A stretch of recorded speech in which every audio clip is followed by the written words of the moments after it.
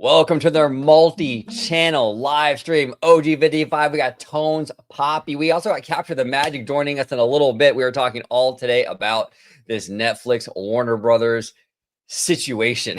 The situationship is out of control. We're going to talk about it. We're going to break it down. We got Tones, Poppy, and Jared coming very soon. Up next here on OG55/Tones TV Law.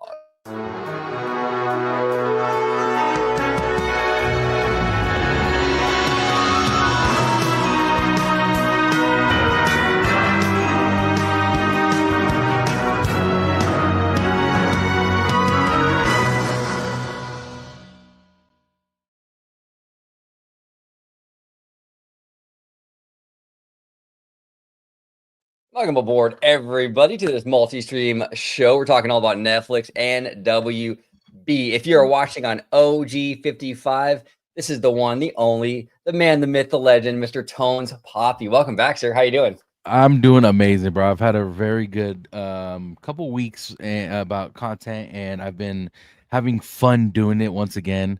I'm back on YouTube again, so that's another fun part about doing content. You know, we were just on TikTok for strictly on TikTok, but now we're back on YouTube, and it's been a lot of fun these last couple weeks, bro. I've been having a lot of fun with it, and I'm happy doing it. So I'm glad we could be back talking about this again, like we were our last live, because it's there's so much to deep dive into when it comes to this acquisition.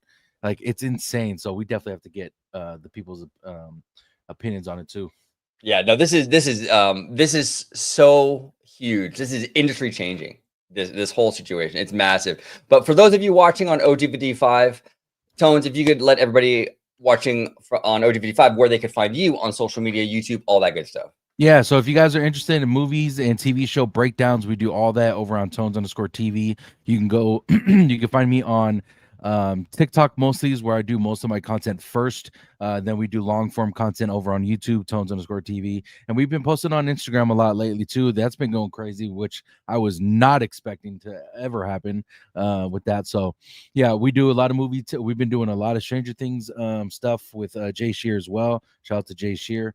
But anything Stranger Things, we got House of the Dragon coming up, A Night of the Seven Kingdoms. It's gonna be a lot of fun over there. So Tones_TV on all platforms. And do me a favor and introduce yourself as well, because I got people on my side, and tell them what you do as well.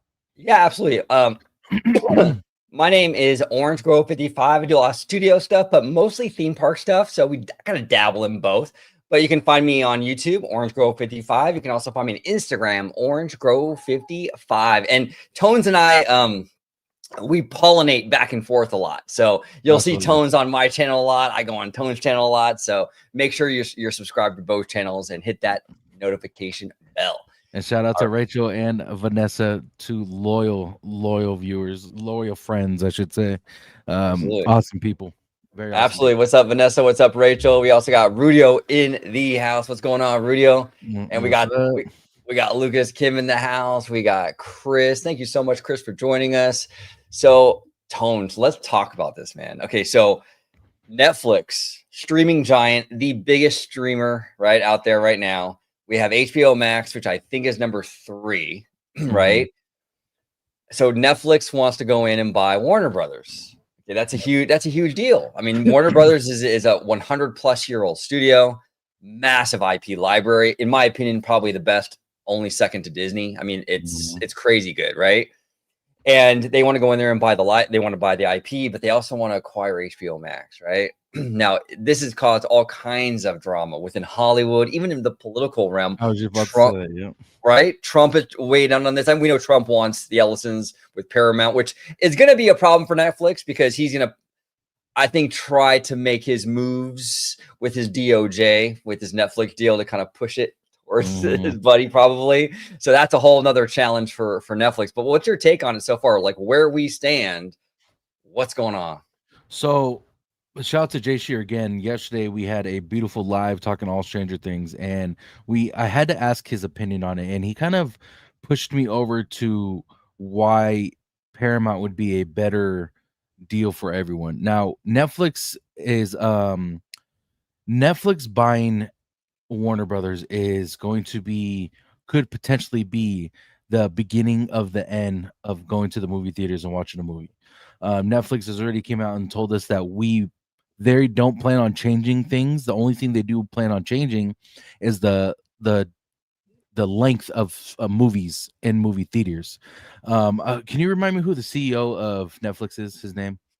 Ted Serranos, I believe. And Ted Sarandos. yeah, they have two CEOs. I only know Ted. I forgot the other guy's name. I do apologize to I, the I, other I, guy, be- but I believe it was him who said he thinks in his head that he knows the answer to movie theaters, and that was kind of strange to me because the way he worded it, or at least the way the quote was worded, was like, um, this is beneficial if we make movies only, I don't know, hour and a half, for example. I don't know if he said an hour and a half, but he wants to shorten it down. The movies, he wants to shorten it down, and I don't see that being an answer at all to shorten the movies. I could see um maybe making it a requirement for certain movies to be made, but as far as making length of a movie shorter, I don't see how that could benefit anyone. We want more storyline. We want descriptions of movies, characters in the movies. Like that's very important to the way I look at film. And the fact that Netflix could potentially make movie theaters extinct is scary because that, for one, that's jobs being lost. That will make a huge hit on movie making in general because you're just going to be streaming on streaming services, which I don't know if they make the same amount of money as movie theaters would make if it went to like say for instance they made $1 billion in the movie theaters. I don't think it would do that kind of numbers in streaming services, does no it? way. No, Yeah. not even close. Not even close. There's no way. So There's that's a reason why these studios have really shifted, right? Like Disney, for example. I mean, Moana 2 was a TV show mhm, initially, and they reworked it to be a sequel in the theaters. And that movie went on, I believe, to make a billion. But you're not yep. making a billion on streaming. I mean, because you only pay like $10 a month, and it's like, and it's just not going to happen. Yeah. So, and I also heard him say that he wants to shorten the window, right? So how long these movies are in theaters. So, right now, Okay, what wait, is wait, wait, wait, wait, real quick. I might have misread it then. That might have been the actual quote that he said.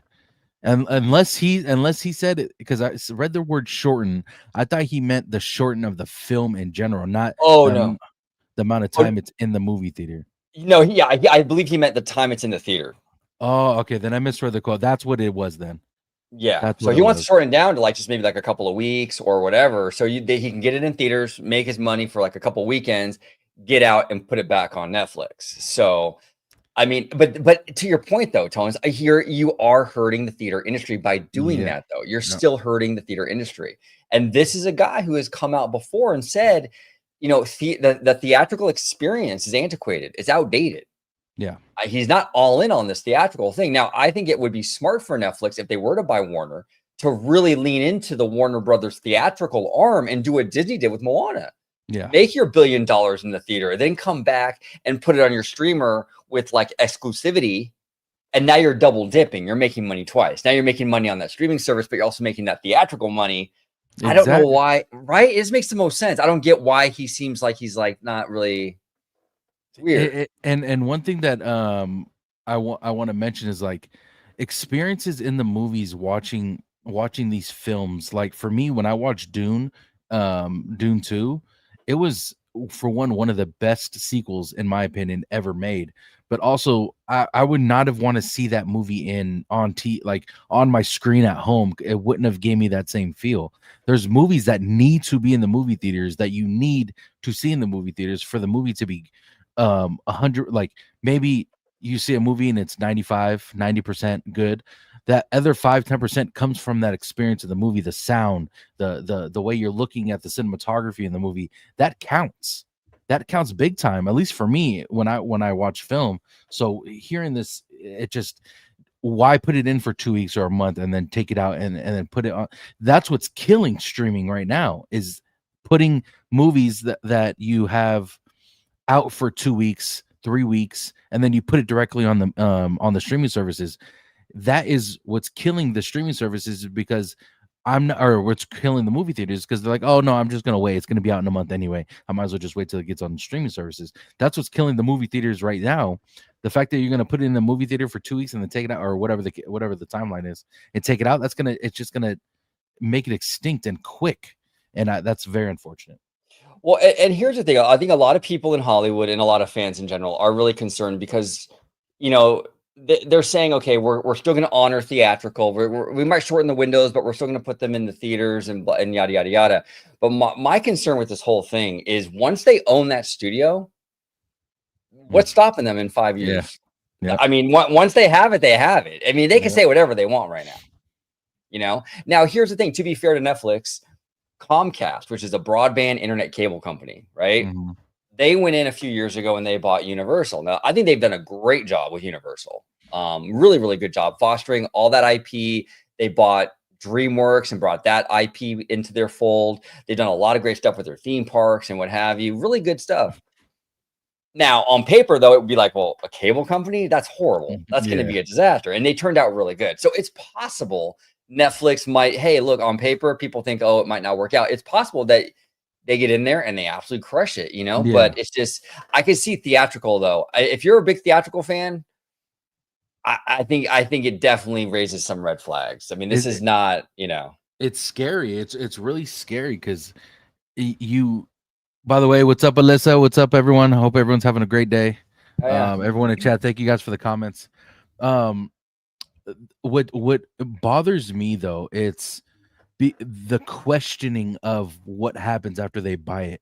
Like this shouldn't be a thing. Like there should be some kind of maybe a law implemented with companies like this who own a good amount or a certain percentage of streaming services. Like if Netflix owns 65% of all streaming revenue or whatever the case may be is, I feel like they should have to put it in movie theaters to distribute that money or distribute that the something. Do you get what I'm trying to say? It's like I feel Right. like if you're just exclusively putting movies in on Netflix, you're taking away from what we know now are movie theaters going forward, because it's just we can just see it from the comfort of our own home. And I think there should be some kind of law implemented where Netflix can't just take movies out of the theaters and put them straight to the or maybe they can only, after the a release of a movie, you need to only put that on. You have to wait a month or two before you're able to put it on your streaming platform for a certain budget, maybe like let's say 500 million, right? If you make a movie over $500 million, you are not allowed to put it on your streaming service unless you put it in theaters first. Like, I just feel like there should be some law implemented. But what's your opinion on that? No, I mean, I think that I think that in order to save theatrical, I think there needs to be, I think there needs to be some ground rules here, because if you have a 2 week window, say, like Mhm. you were saying, there's no, like, I have no reason then to go to take my whole family to go see Zootopia and spend $100 in the theater if Yeah, I know in 2 weeks that thing's going to be on Disney Plus and my kids can watch it on repeat at home. exactly. Like, there's no incentive, and that's why after the pandemic there was that big push with the theatrical windows to make sure they were long enough. And I feel now we're back to square one again because of this Netflix thing, and now they want to shorten them again. The reason why those windows are longer is because it ensures enough time for people. It incentivizes people to make sure they watch it in theaters. If the window's too short, people will just wait and save the money. Yep. Now John here says, hopefully Trump shuts it down. Now, here's the thing with that. I'm all about policing monopolies. Okay. And I do believe there's massive monopoly concerns here with Netflix in terms of the streaming services, right? So in terms of Netflix and HBO Max, you got the number one streamer and the number three. I don't care whose DOJ it is. They need to regulate that, or they need to come in and look at that. Okay. I don't care if it's Mhm. Trump's DOJ or if it was a Democrat's DOJ. It doesn't really matter. But that is a situation which Yep. definitely is going to cause some problems. My issue with Trump, okay, is that Trump is on the record saying he wants Ellison to take this. He wants Paramount to take WB. It seems like Trump has a dog in this fight. I was just about And to say that that. makes, you know what I'm saying? That makes me nervous. I don't want, yes, I want regulation, but I don't want him to put his finger on the scale because he's got a buddy he wants to please. Yeah, That's not exactly. okay. You know what I'm saying? Or even It stock inside Paramount or whatever the case may, like if he has stock in it, being able to control who buys it, or I shouldn't say he has control because he doesn't necessarily have control on who buys it, but the fact that he might have some kind of stock within it on who buy it, like that could potentially be another reason why he wants him to buy it. But I don't know. I don't know how that shit works, to be honest. Yeah, it's crazy. Friend of the channel, Rudio. What's going on, Rudio? Currently, WB has a contract with exhibitors that their movies need to have a current theatrical window that ends in 2029. Okay, so we're at least safe. Thank you, Rudio, for that. Appreciate you, Okay. brother. We're at least safe until 2029, which, I mean, honestly, though, this deal, this is going to be 12 to 18 months probably, this whole thing. And Well, so apparently, the third quarter of next year is when they could start, I believe, dealing with all that, because something, I forgot what the third quarter represented, but something has to happen in the third quarter for them to be able to finish anything anyway. So yeah, we got some time. This is going to go in probably for, this thing probably won't even get approved and finalized till 2028. So, absolutely. but then you only have a year until that contract runs out, and then here's Netflix now, right? And they can do their thing. So it's kind of crazy. Remy D here says, "Don't mind if Trump wants to scrutinize this deal, but if he's coming at this because his friends at Paramount, that's not right." That's Exactly. that's where I'm at with it. 100%. Yeah, me too. Yeah, I mean, look, there is massive monopoly concerns here, right? With the two streaming services, it's not so much that Netflix. Well, I mean, there's a bunch of issues going on here, but for monopoly reasons, it's the streaming stuff. Yeah. You have the death of the theater business with the other stuff, but yeah, I don't know. Yeah, we'll see what happens, but I mean, it's looking like all these politicians and Hollywood and everyone's all hands on deck right now, Tones, and it's Yeah. gonna be high drama.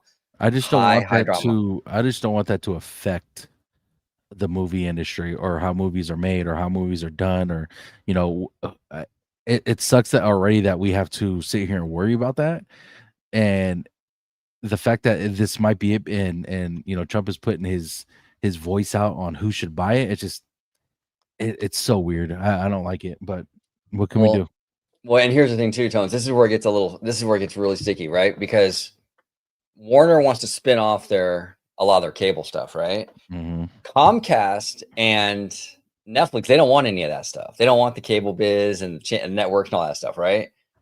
Paramount, though, Trump's friend, the Ellison, they do want CNN and all that stuff. Oh, So, okay. it kind of makes sense though why Trump was like, all right, Yeah. I mean, from Put his some control in perspective, exactly. So it's kind of crazy, right? Okay, I got a super chat here. We're gonna go ahead, and this is from all the way from the UK, Mr. Matthew Murr. Matthew Murr. Matthew Murr. I €10. Thank you so much, Matthew. Appreciate you. I know this sounds especially outlandish, but I think people might resort to unsubscribing from virtually every streaming service and taking to physical media on a massive scale to force a pivot. They might, Matthew, but here's the thing. You think if Netflix buys WB, they're gonna make physical media anymore? Yeah, no. Oh, I bet you you're not gonna find any Blu-rays with it if Netflix is buying WB, at least not for the WB stuff. So, and what's actually like, okay, if you look, people don't look at YouTube as a platform where people can just post. I mean, how can I put this? Okay, for instance, we see Netflix, we see Paramount, we see all these streaming platforms where high production movies and TV shows come out. People don't look at Netflix like that, or YouTube rather. People don't look at YouTube like that. People just look at like, oh, people just throw any kind of videos out there and do whatever. I think if people made high production movies and TV shows and put it out on YouTube for free, maybe making your money back may not be the easiest thing, but it also will make streaming services a lot, or it would make them concerned if more people did that, made high production movies and TV shows and put them on YouTube where it was free to put on there, and you also make money on there for views or whatever the case may be. But that would make streaming platforms really fucking concerned if they were to ever do that. And I think that's something that some of these companies might want to look into more, because it could if Netflix if they find out that Netflix, maybe not Netflix because they're freaking huge, but um, a smaller Tubi or whatever, a smaller platform where people could just put that might tank, or those that might not exist anymore if YouTube were to do that more often with high production movies. You get what Well, I'm yeah, saying? no, well said, well said. And actually, it's interesting you mentioned YouTube. I was actually gonna bring this up. I'm glad you brought up because that's actually the angle that Netflix is going to be using to skirt around the monopoly issue. Rumor has it that they're going to make the case that YouTube is essentially a streaming service. And so there's no monopoly because you have this massive YouTube elephant in the room. So Mm. they're just competing with YouTube and giant Google. So when you phrase it like that, it seems like, oh, there's a lot of competition, right? It's a smart angle. You think it's Yeah. going to work though, in terms of regulatory stuff? I mean, I don't know. It's kind of a little bit of a stretch, or you feel like there's something to I that? don't. It shouldn't work because I don't pay for YouTube. I mean, they have a streaming service, or they have a paid service rather, but you don't need to pay for most of most of the things on YouTube besides YouTube TV. You don't need to pay for anything. Right. Netflix, you can't just go on there and they have a free thing that you could check out.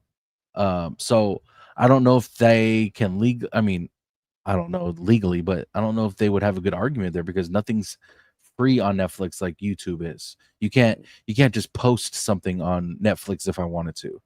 You know what I'm Right. saying? So I don't know if they No, can. Would they be able to go that angle? Is that a thing? that's what they're gonna try to do. They're gonna try to make it because Really? if they go the traditional route and they go and make the case that it's Netflix, Amazon Prime, Disney Plus, it's not gonna get approved because they're gonna have number 1 and number 3 on that streaming service Yeah. ranking, right? And that's I think, Dan Murrell, he's a great content creator, but he was saying it's like 30% of the market share if they were to have HBO Max and Netflix. I mean, that's a huge chunk of the Oh market yeah. share. But if you add YouTube into that, it's no longer that high percentage because YouTube is massive, right? Yeah. But someone said in the I think it was John. I gotta look back up, but someone said that YouTube is more social media, which Yeah. I would obviously agree. It's more like an Instagram, right? Kind Exactly. of. Long form, long form. Even Instagram, you could post long form.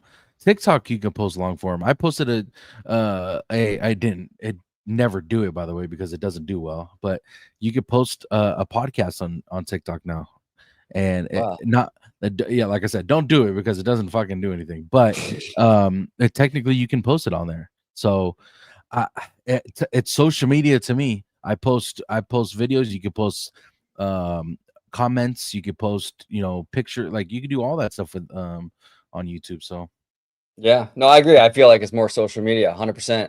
absolutely. Lucas and Disney in the house. He says it's funny how people just want Universal to get some part of the license just so they can get something in the parks. Yes, I actually, Lucas, I will admit I am one of those people. I actually would love to see Universal just go crazy with this IP because Universal needs IP of their own. Universal. And here's the thing: this is one of the problems that Universal is going to come across because they license stuff out like a lot and they don't have a lot of their own in-house IP. They have some stuff. They got Jurassic Park and they got Fast and Furious and Minions, but by and large, they don't have the library that Warner Brothers has, that Disney has, right? So this is the issue when you license stuff out. What happens when someone comes in and buys the company that you're doing business with? Mhm. Is Universal going to get the same licensing deal under Netflix that they were under the old Warner Brothers? I mean, I don't know, but it's certainly a big question mark. I'm sure Brian Roberts is nervous about it. Netflix is kind of known to be kind of a ruthless company. Like they're pretty aggressive. They're going to play hardball with Comcast and those rights. Now there are rumors that Universal is working on getting the DC theme park rights, and they are trying to negotiate some stuff with Warner right now and Netflix. Which would be smart for Netflix to do that because it seems like everyone in Hollywood hates them right now. So if you can make a deal with Universal and Comcast with those theme park rights, secure that deal, you at least have Universal in your back pocket as like an ally in your fight against Hollywood, right? Yeah. So it's a way to kind of get at least one elephant off your back. You get Comcast off your back. They got their theme park rights. They're happy, and now all we have to do is contend with the other studios, But I don't know, Tones. I mean, it's a tough one. It's a tough And one. and like I said yesterday, or about yesterday, Jay really turned like, yes, it would be cool to have these things in the parks. You know me, seeing anything Game of Thrones in a park would be, I would be there probably 4 or 5, 6 times a month, let alone fucking a year. That I'm usually, it would be cool, but I think for the movie goers and the TV show watchers, I think Paramount would do it better. It would do it justice. How can I say this? It would do better for Paramount to buy them than the other two. Don't get me wrong. It would be a cool experience if if Comcast were to buy it and put those IPs in the parks. It would be dope. But I think because of the theatrical experience already, it declining over the last couple of years, I think they would focus more on the parks. I shouldn't say they would focus more on the parks, but it would be a focus in general. Other than Paramount, they wouldn't have to focus on that. They would focus more on putting movies out, putting TV shows out. Unless they have some kind of park anywhere that I don't know about, do they? Paramount? Paramount? Yeah, are they? Not that I'm aware either. But they Okay. do make attractions. Like I know there was like a SpongeBob attraction somewhere and like stuff like that. But they don't have anything like Disney and Universal. Okay. Nothing like Yes. that. Yeah. So that being said, like their focus would be more on the filmmaking rather than, Netflix would technically thinks that they know better and take it out of the movies in general, and then that's when Comcast has the idea of like focusing a lot on focus some on the park. What's up, Jared? What's going on, guys? Come on, Jared. How you doing? Just hanging out, reading about Warner Brothers and everybody being against it, apparently. Yeah, it's crazy. Yeah, we're just kind of talking about, Paramount and Tones was asking me Paramount's theme park presence. They don't have any parks, right? It's mostly just like standalone attractions. I think they have like a SpongeBob thing in Vegas, or I think they have something in the Middle East, but outside of that, I think it's mostly licensing stuff with I know like SpongeBob is weird because it has Universal is in some of its parks, and then they have those weird malls that are up north that there's like a standalone SpongeBob ride in there, but they don't have like a big presence by any means. Yeah. So that's kind of that would be like the argument of why I would rather have Paramount. That, like I said, outside OG Jared, that Jay kind of swayed me over to the Paramount side of who I would want to buy it. Of course, we know Netflix would essentially, they say they'll leave it in the movie theaters, but we don't know that for sure. Comcast would focus on movies and theme parks. I think if Paramount got it, they would focus more on just the film side of it, the movie and the TV shows, instead of focusing on other things. You know what I'm saying? So Jay kind of swaying me over to that, but it's still kind of confusing with everyone, to be honest. Oh, yeah. I mean, I actually agree. I think for strictly entertainment, I'm intrigued by Paramount, considering all the stuff the Elsons say they want to do. It seems interesting to me. Netflix, I think it was Ted Sarandos said today that if I saw this on X like 10 minutes ago, that like they would have put Oppenheimer and Barbie on streaming and said it's the same experience. And you're like, what are you talking about? Like, they just simply think everything is content for the streaming service. And this is why I would be worried if I was a movie theater chain. Because if Netflix gets a hold of this, I mean, they may make some sort of agreement of, for a period of time, we'll do theater releases, but I don't think they would stick to it. Because they just want everything on streaming. And so they're just they're huge, but they have the most question marks about exactly what they would do with Warner Brothers. Well, here's the thing, I'm admittedly not a huge theater going guy. I haven't been to the theater I think Alien Romulus was the last movie I saw. Yeah, when you have kids too, you don't get to the theater too much. Yeah, we go here and there as the kids have gotten older, but I'm the same way. We don't go a ton. Yeah, and but I understand that there is a huge theater going fan base, right? And just because I'm not into it doesn't mean I'm going to be like, well, I don't like it, therefore we shouldn't have it. Like I'm not. I think that there is a market for that, and I think that a lot of people still enjoy that experience, and I think that I want to see it stick around. Yeah, and to say Barbie's one thing. Oppenheimer, have they seen that movie? Do you know how dope that movie was in theaters? I saw it in theaters, and I never see movies in Well, theaters. that thing was like almost made for IMAX. Like, and that's the thing about Nolan. I mean, some movies it is a completely different experience. I will say I don't really care about the Avatar movies, but it is cool to see on IMAX. Like you can tell it was made to see on that big of a screen. And I mean, like that's one reason theaters are struggling is the TV experience at home has gotten a lot better, undoubtedly. I mean, you can go get a 65-inch TV that's crystal clear for less than $400, but that's the thing too about Hollywood going forward is like I really do wonder whether or not this goes through as it is or not. I just wonder about the theater experience in like 10 years. Like, what is it actually going to be?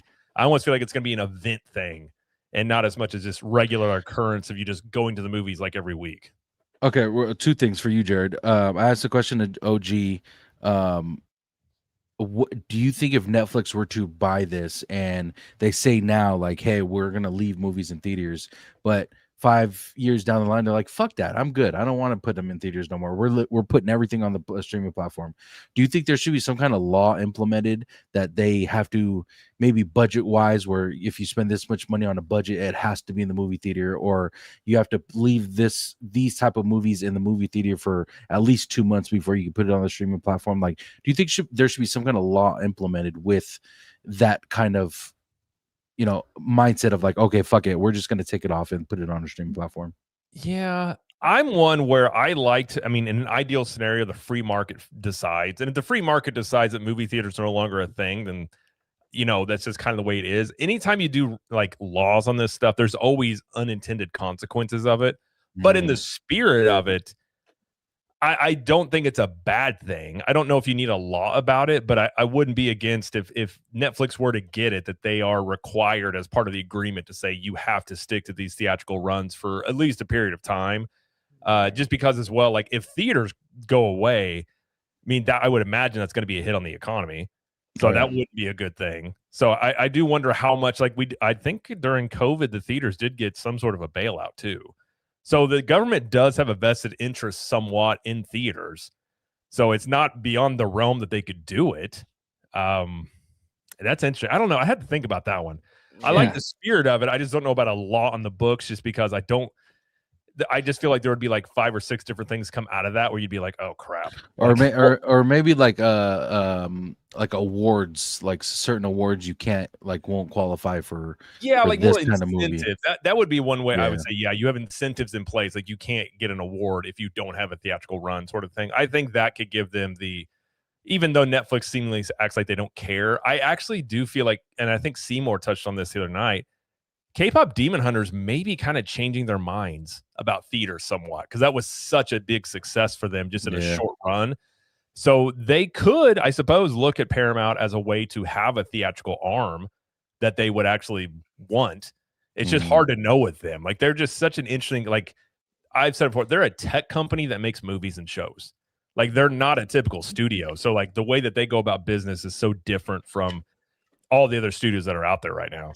No, 100%. And here's the thing too, and we talked about a lot here on OG55, and this whole theatrical thing is sort of like the linear stuff.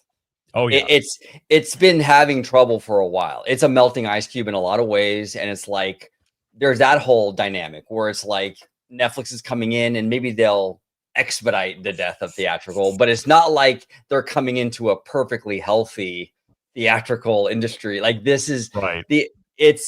It's on its back legs a little bit, and it has been for several years. And it's like, how long do we hold the dam back? Or is it, I mean, are we trying to push against the inevitable is what I'm trying to say here a little bit. I don't know. Are you trying to hold onto the telegram when the phone got introduced sort of situation? Exactly.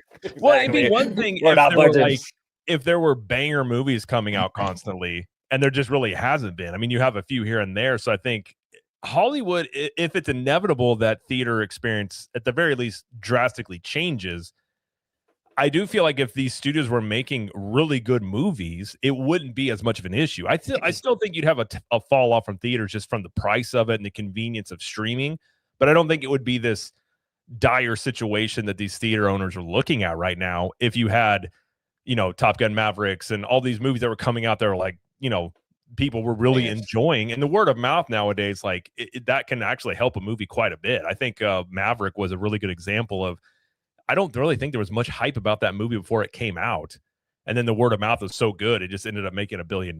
So it's kind of like it would be a different situation if Netflix was coming in here with a really healthy movie industry and trying to change stuff. I think that would be a different situation. But I do wonder about the pushback with Netflix, given where it's at.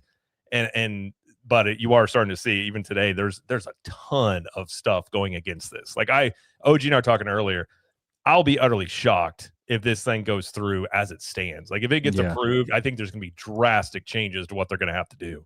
I think so too. 100%. 100%. Now, Chris here said, don't people go to the movies for a date? No, it is. It's a social thing for sure. Now, personally, I don't think movies are good like first dates or like I agree, by the way. Completely agree. Yeah. Wait, do you know someone who agrees that a date or a first date to the movie theater is a good date? I mean, it's crazy, Tones, because you see, it's like they have to be single if you do know this person. I mean, yeah, it's a horrible. It's more for me that like going to the movies is more like if you have like your girl already, like you guys are together, you go to the movies. But like the first few dates, like you want to get to know each other. Yeah, and you're not doing that sitting in a theater, you know. Yeah, I totally agree. Yeah, my wife and I will go like when we can. Or now with the kids, they have those kid showings where you can be loud. Like with our son, he likes to talk during movies. But yeah, I would say I think our first day with my wife, I think we went golfing, or we went to a driving range, and then we got sushi and we just talked. I feel like that's a better way than because you're just sitting there for like 2 hours and not saying anything, and then it's just awkward because you're like, you're also looking at her the whole time. You really can't pay attention to the movie anyways. Yeah, no, 100%. Actually, it's kind of funny. I did a recent bar chat on the channel with a friend of ours, Camilla, and Alan, right? And we talked about this. Not movies, but theme parks. Are theme parks good first dates?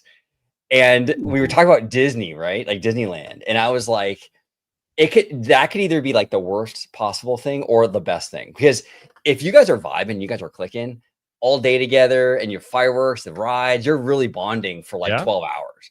But if it's awkward and you guys aren't clicking, that's a long 12 hours. Yes. Well, I feel like it's a good way to figure out really quickly if you vibe with somebody. True. Because in a day in a theme park, you're going to see how someone deals with like, a ride shut down, or like you're going to see kind of like all the different ups and downs of someone and see how it's either hot or cold outside. You're going to see how they deal with that. There's going to be one or two assholes that you're walking past or that's in front of you. See how they deal with that. Either hunger or thirst. They're going to see how. I agree. I fucking agree with you. You know, it's wild. It's wild. Now, food and drinks while you're there. Yeah, you've got a lot of variety you can do. Yeah, I mean, I actually never thought about that, but that's not a bad first date place. No, theme parks are like really like 3 or 4 dates in one, kind of. You know. Yeah. I mean, it's crazy. It's crazy. But Alyssa here says, not true. She went on her second date with her husband. I mean, by the way, Alyssa is a great supporter of mine. Her and her husband, we sometimes when I go on live, relationship stuff pops in, and she has everything we've ever discussed, and it's happened in her relationship.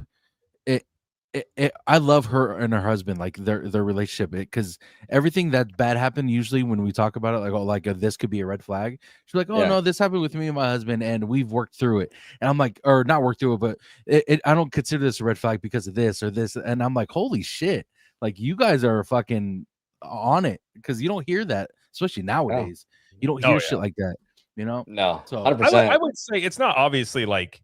Not that you can't go to movies on a first date. I just in my mind I always felt it's not the best first date. Yes, just for that reason. Obviously, like people have gone on first dates and movies for a long time. Sure, many happy marriages came out of first dates and movies. I'm undoubtedly. Well, especially when you're in like middle school or high school, you obviously know this person because you went to school with them and you want to take them out on a date. Like I feel like a movie date at that age wouldn't be as crazy because you already go to school with them, you already know them like on a personal level. True. Going on a first date to a movie theater wouldn't be as bad. I remember doing that with Anaconda back in the day. I remember that. It was like a group thing, and you're like paired off, and the whole movie I was just like, do I hold her hand or not? I don't know. You're like in 8th grade, like what? I don't remember what age I was, but yeah. And that movie, John Voight slowly turning into a snake. That entire movie was a very strange experience. Bizarre, absolutely bizarre. Chris here says, why does Netflix have to put ads in the middle of a movie? Why not put them before the movie? Well, there's a reason for that, is because in the middle of the movie, your eyes are focused on it. Oh, yeah. You're focused on the content. If they put all those ads in the beginning, Chris, what would happen? That's when everyone's going to the bathroom, getting their food ready, and they come back. They want to make sure that your eyeballs are on the screen when the ad pops up. Go ahead, Tom.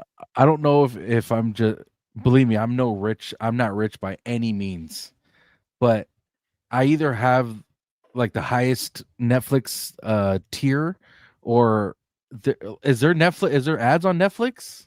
Yeah, the lower one. So ours, I think our Netflix comes with T-Mobile. I don't know. It's part of it's either through my internet or through the phone bill that we have Netflix included, and it has ads, which I went without Netflix for a while. And I will say, I was watching Stranger Things. It's really annoying how many ads are in there now, because I was really used to no ads, and like you're into a spot and you're just like, oh my gosh. Like sometimes they're 30 and sometimes they're like a whole minute. It's like, man, I need to check. I need to check how much I pay for Netflix. I don't even know if I know how much I pay. I think the top tier is like, I think it's almost, is it 30 for no ads? I know they've got it tiered now where the top one doesn't have ads, but I think they have like 2 other options maybe. I'm not really sure. Fuck, I don't even know. Did you guys get the email? Because I don't have Netflix anymore. Did you guys get the email? I heard that people were getting emails like a couple nights ago from Netflix saying, welcome Warner Brothers to the Netflix family and stuff like that. Yeah, they sent out an email with a statement. Yep. That's bold. That's bold. They're trying to capitalize on it, no doubt.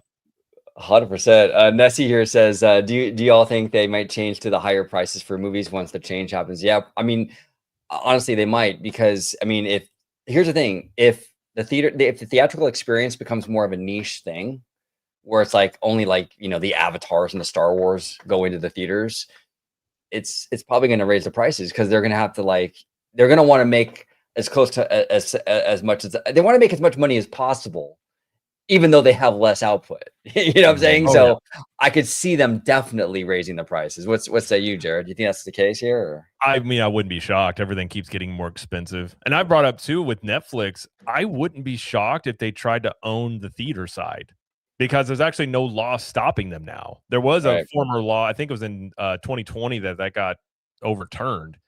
And so now technically a studio can own a theater chain. I could totally see Netflix either using those Netflix houses as also a theater, or maybe buying AMC or some other theater to try and get that way they don't have to do the split. I could see them being a company and being like, why do we split profits? We just keep the whole thing. And that's what they try and do, and just show Netflix stuff and like Paramount. I could see a situation like that. Real quick, we might need to answer another question before you guys answer this, because it might take some thinking. Obviously we know movie theaters going forward isn't going to somehow just start kicking ass and be this amazing movie go experience anymore. Like, we know it's on the decline, which means what we need to figure out what needs to be done to move the needle towards the other side. Now, in your guys' opinion, going to the movies, it's not the same as it once was back in the day because of streaming services. What can they implement to make the needle move the other way that we're not getting in this experience that we've been getting these last couple of years? I think, Jared, you hit the nail on the head earlier. I think Hollywood just needs to make better movies. Now, not to say all movies are bad. I mean, I do enjoy a lot of stuff out there, but I do think there has been a decline. I think overall, I think that there's less stuff out there that people are interested in. I think if Hollywood was really swinging for the fences with better stuff, look, perfect example. When there's a movie out there that people really want to see, Zootopia 2. I mean, this thing is crazy. Like, right? Yeah. There's a market for it if you make the right thing. And I just feel like a lot of times Hollywood isn't making the right thing. I don't know. That's my take. I want to say. Yeah, I would say good, better movies. And probably if you really want to get people in more, the sheer cost of it is probably the biggest prohibiting factor. I do think if you had movies that were back in the 2019 prices, you probably had more movie attendance, because when you also don't have good movies, who is going to want to take a shot at spending, if you got, let's say, a family of 4, it would cost us like over $50 to go to a movie before you even get popcorn or anything. So it's like, exactly. If it was closer to, $30 to do that, you might be, well, okay, let's go see a movie. But now people are very picky because they're going to wait and see a lot of times of YouTubers, their reviews, what they thought. And then they might be like, okay, I'll go check it out. It's got some pretty good feedback. I think that's where a lot of people are at. And maybe, movie industry leaning into that a bit more like, YouTubers and reviewers and doing things like that. But I would say those are your two biggest levers. I would probably say. Yeah, See, no, well said. The expense plays into the streaming stuff, right? Because like, Right. that's why it's like, oh, we'll wait for it to go on the streaming service. Because if you take your family of 4 to the theater, you're spending $100 just to get in, and then it's like $9 for a Coke, and it's like it's ridiculous. Go ahead, Tones. I'm sorry, brother. No, I was gonna say respectfully, I disagree in the sense of like, I don't think it's gonna be that simple to drastically make it a better movie experience. See, of course, I want to pay less money to go see a movie theater, or I want to go see an amazing movie, but we've been seeing shitty movies since the beginning of time. There's been shitty movies that's been coming out since forever, but I think there needs to be something that we're missing here that needs to be implemented into the movie theater experience. If it's not like, I have an idea, but I don't want to say it. But I do think there's something that could potentially happen that could make the movie experience more like an event rather than just a movie. Let's go stop by the movies and watch a movie. I think it may need to be more of an event that hundreds of people can go see at one time, like you do at the Sphere or whatever the case may be. But I think that would be more of a bigger choice for it to happen, to want to go to the movie theaters again, because it's just not the same. And like I said, $30 to go see a movie or I shouldn't say 30, but like for me it'd be like 10 to $15 for a movie ticket. I don't think that would be enough for me to pay less to go to the movie theaters and watch the movie. I think there needs to be something else, in my opinion. Well, and here's the thing, Tones, to your point, there's the Tesla diner out here in Hollywood, which utilizes kind of like next gen drive-in kind of technology, where you pull up, right? I don't have a Tesla, but you pull up and there's the big screen, and then the movie also plays in your car. I believe Jay was just talking. Go ahead, continue. Yeah, but I could see maybe these movie chains kind of like doing a model like that, where it's like, let's bring back the drive-in, because a lot of cars now have screens in their cars. So I mean, that's actually a good idea. If you were able to bring back drive-ins with a twist, maybe where you had some sort of like, well, to be honest, within 10 years, you could have Tesla bots bringing you food to your car and all sorts of stuff. I love drive-in experiences. We had them for a bit where I grew up, but it became the hot spot for fights and it got shut down. So as long as you could keep it like, secure and people felt safe, because a lot of times with drive-ins, you get they usually do 2 showings or something. Yeah. So maybe it's something like that too, where you're getting 2 movies or something, or maybe you do with your ticket, you get a thing of popcorn. Like I do think there's a lot of things you could do to incentivize more people to go to movie theaters, for like seeming like you're getting a value. And really, you could see Netflix with a Netflix subscription. They could work it in where you get like 1 free movie ticket a month or something to go see a Paramount movie. Like they could do some interesting things on that level that could kind of try and drum up some more theater traffic. Oh, 100%. If Netflix could harness their influence, for the betterment of the industry while making a boat ton of money, I would love that, So I mean, we'll see what direction they go in if they get it. But ClickNet here asks an interesting question. In your honest opinion, who was the safest bet for Warner Brothers to sell to, Comcast or Netflix? Now, here's the thing, ClickNet. In terms of the safest bet, right? It depends on what you mean by that, right? If you mean like who's the safest, like in terms of taking care of the studio and the IPs, Comcast. I trust Comcast 1,000 times more than I trust Netflix. 1,000 times more. I've seen Comcast handle, owning Universal, and which they've done great with. I've seen them with their theme parks. I've seen them handle stuff like this before. I have no worry that they would be good with Warner Brothers. Netflix, we're in new territory here with them. And to be fair, they might be fantastic. At one point, Comcast was an unknown. They were a cable company. So they might be great, but Netflix is definitely the riskier of the two in terms of which one is riskier to sell to. What say you, Tones? I'll go to Jared. And you pretty much answered that correctly. Netflix is the more riskier one because the threat of theatrical experiences might be extinct at some point if they own that much IPs. They want to put everything on the streaming platform, Netflix streaming platform. When it comes to Comcast, I said this a little bit earlier, if we have a if we have Comcast buying it, which means they're going to be focusing on IPs in the park and the movie side, which means they're going to put focus on two other things. I think if Paramount would be my pick, because their focus would be more on the film, making good films rather than dealing with the park and film. Like their main focus would be one thing. And I think with Netflix, there's that focus on movie theaters, not movie theaters, just streaming. And then Comcast would be the parks and theater stuff or film stuff. So that's my opinion. But there's just so much out there that we don't know yet, to where that could change or sway my opinion for sure. Yeah. What say you, Jared? What do you think? Yeah, I think the most safe bet would be Comcast. I think the one that may be the most upside potentially is Paramount, just given how much noise they're making, all the things they say they want to do, but they are unproven at this point with the Ellisons. But I would say, yeah, Comcast would be your like safest bet. It's proven what they do. I don't think you'd have a lot of worries there. And like you were saying, Netflix could be good. It's just a lot of unknown. And then what is the further impact on the entire industry? As today has gone along and I've seen a lot of stuff, I'm not unconvinced that Paramount will end up with this, because they're already talking about they offered more with cash per share, and they're looking at potentially doing a hostile bid to get it. It's like going straight to the shareholders. Like this thing could get very interesting. This is some high drama. And this is the thing. Disney is probably loving this low key. We talked about this earlier, Jared, you and I. Because Disney has been the target and the focus for so much drama for so many years. And now they can, right? And now they can sit back and go, okay, cool. Now it's over there.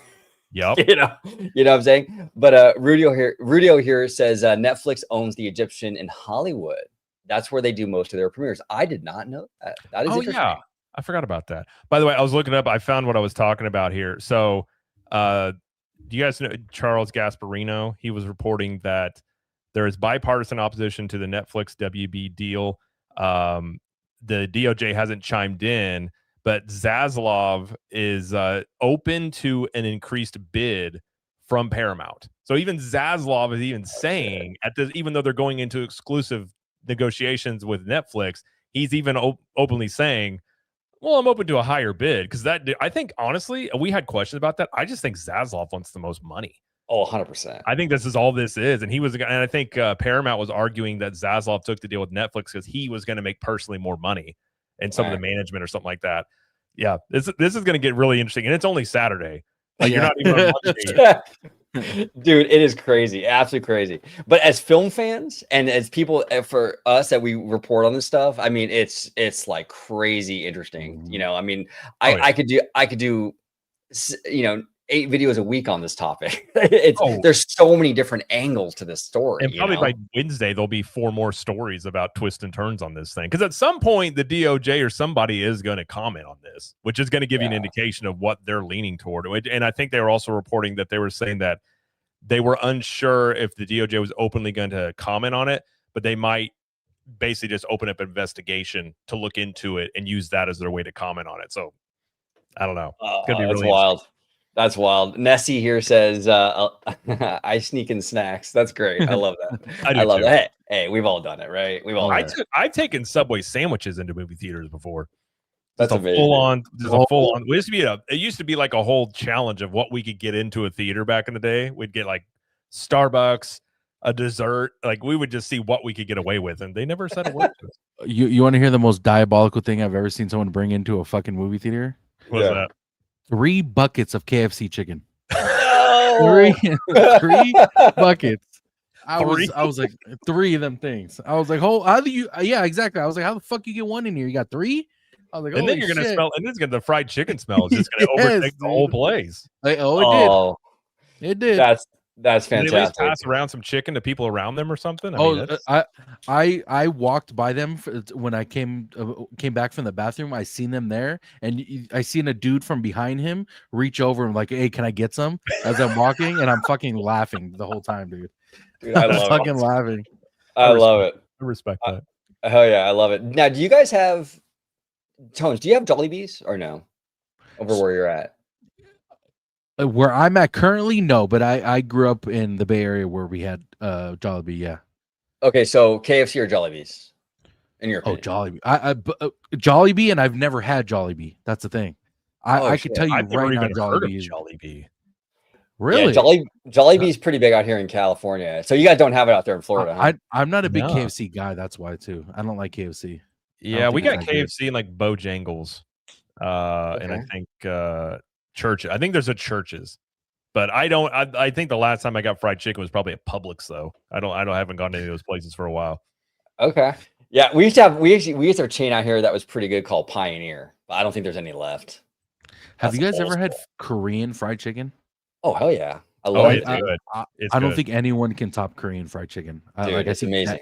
It's the best. It's There was so a damn place, it's a chain when we were in Missouri for Thanksgiving. It's a chicken tender place, but they only use the tenderloin. They called it like the filet mignon of chicken. And I cannot remember the name of it off the top of my head. I'm going to text my wife. It was amazing. It was 10 times better than Chick-fil-A. Like, I was shocked. It came like it had dip. It almost had the Cane's dipping sauce with it, but it's some sort of chain that's popped up. I was shocked. I'm actually glad they don't have them nearby because I'd go there all the time. It was. Do you guys have Dave's? Do you guys have Dave's hot chicken in Florida? There's one in Orlando, I think. Have you ever had around us? But that's what it. Huey Magoo's. Somebody said that. I think that's what it was. Something Magoo's is what that place was called. But yeah, it was amazing. Damn. Gotcha. Yeah, Huey Magoo's. Yeah.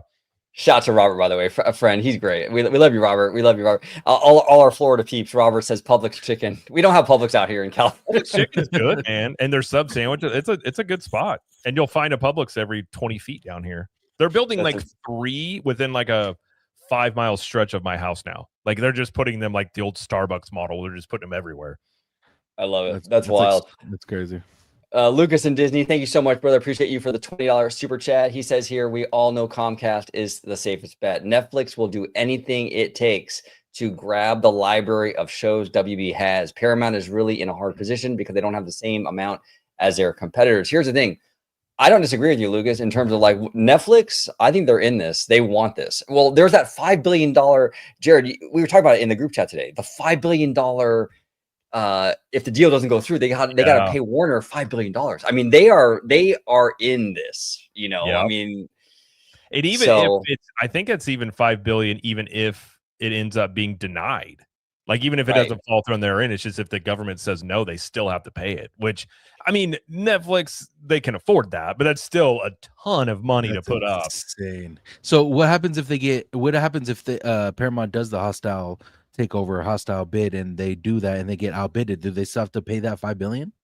So that was just between Netflix and Warner Brothers, but I believe Paramount was putting up the same $5 billion for the same type of things. They probably would enter into the same type of agreement, I would imagine. Oh, they're going all in. I mean, Warner Brothers could just end up making a bunch of money off of failed bid attempts and get out of their debt. I mean, wouldn't that be funny at the end of this? They just end up being like, never mind, and they just made $10 billion, and they're like, we took care of some of our debt. No worries. Oh my God, Can you imagine? Well, and here's the thing, Lucas. I the biggest point of contention for the DOJ is going to be that streaming service element, right? With Netflix and HBO Max. I mean, and you were saying it earlier, Jared, and I completely agree. There's going to have to be some changes if that Netflix thing is going to get approved. And I don't think there's any way that we're going to see them. There's no way they're going to allow Netflix to have 30% of the market share. I mean, that would be insane. Yeah, and anytime you have left and right politicians all agreeing on something, that's probably a bad sign if you're Netflix. That's true. I mean, I also think like public sentiment. Like, I haven't seen many people being very positive about this.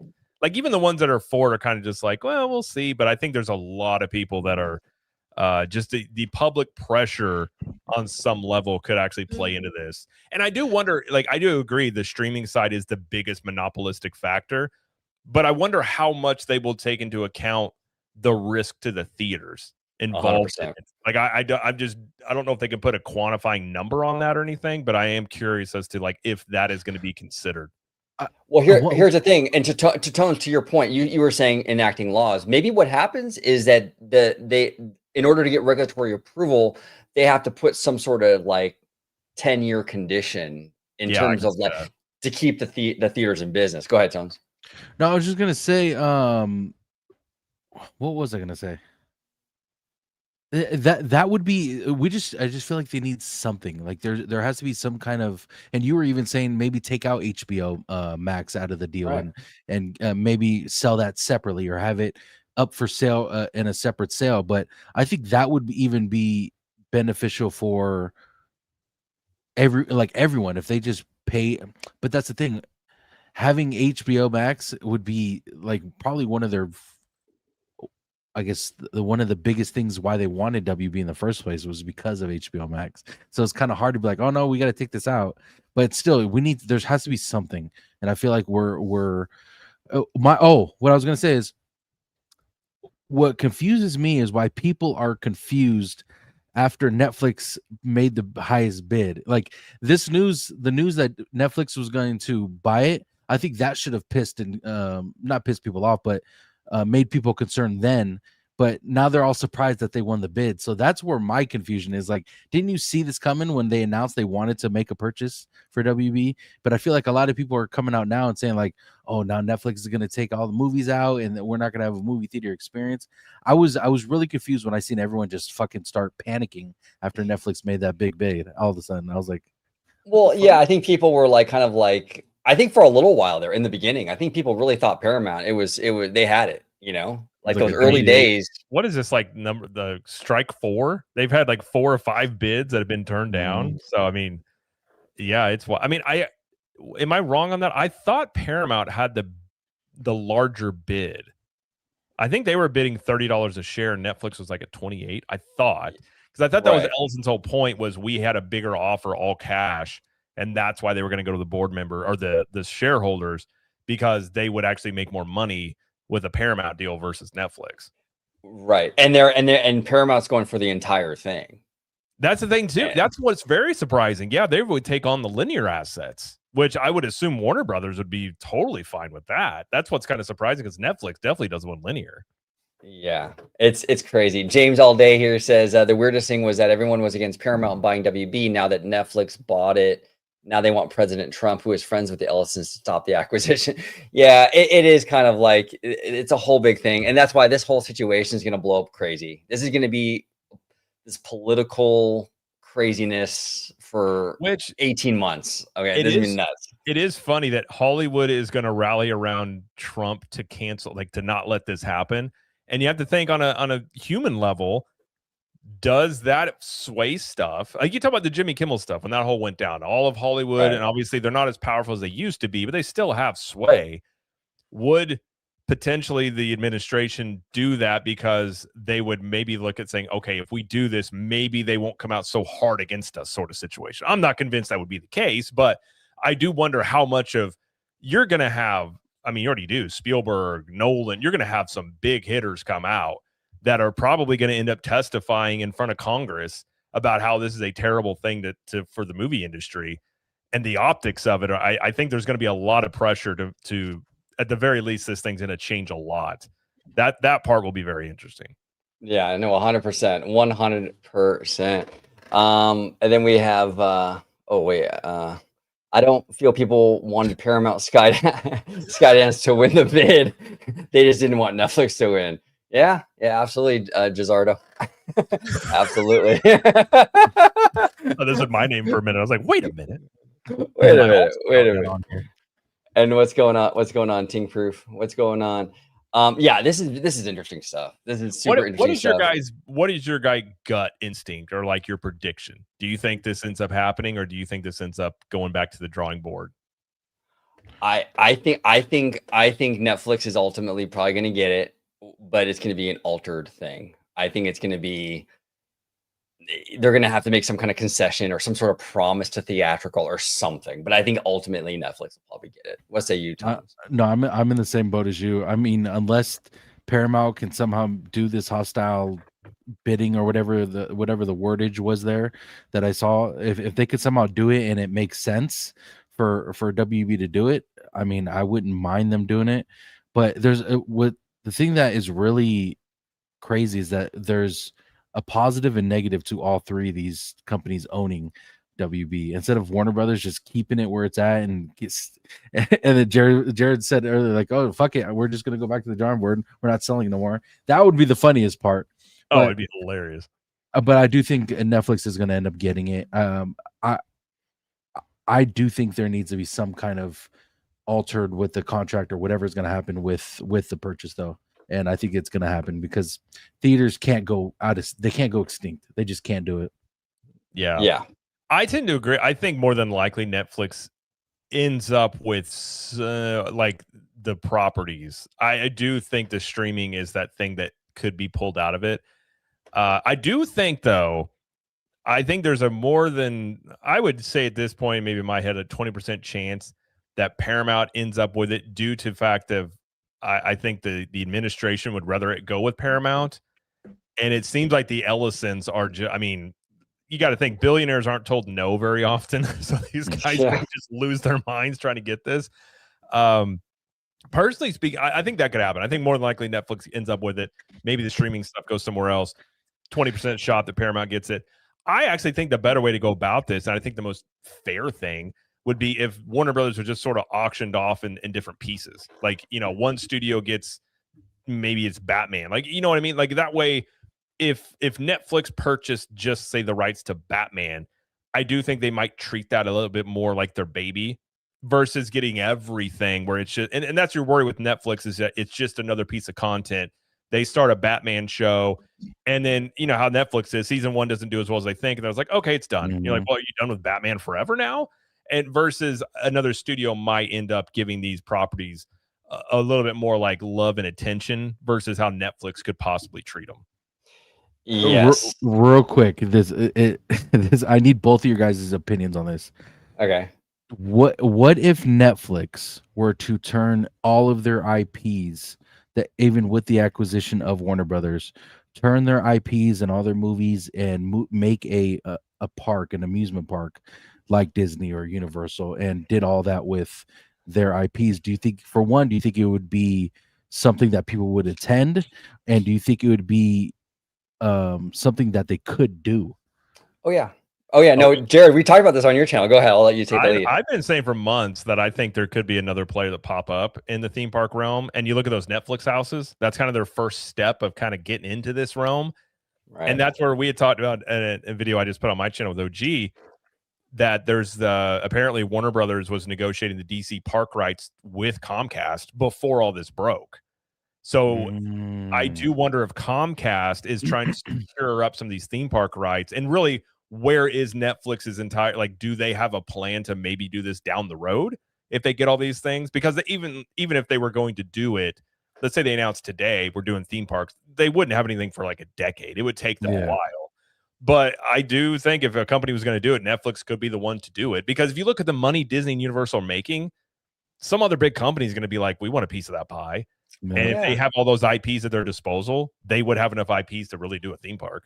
They would, and they have deep pockets, and they can pull Imagineers, and they can pull Universal creative people and get them over there and make some top-notch stuff. I mean, they just have to write the check, you know? Well, that's what they do in the tech world with AI. I don't know if you guys ever pay attention to like the AI, like engineer wars. You have like Meta, these companies, they're paying these engineers $1 million to come over and be their AI architects. Like, this is a big issue with like open AI and stuff, of losing all this talent because everyone's overpaying for this. So yeah, you could see Netflix come and be like, Joe Rohde, we'll pay you this. So like, grabbing all these people and just creating a super team of creatives to be like, let's make an awesome park. Like, I could totally see that being the case, because that's kind of the MO of a tech company, and that's kind of how Netflix operates. 100%. The 2010, that would be insane, Tones. That would be absolutely insane, and that would impact. I would impact the current companies too, because Universal has licensing arrangements with Warner Brothers.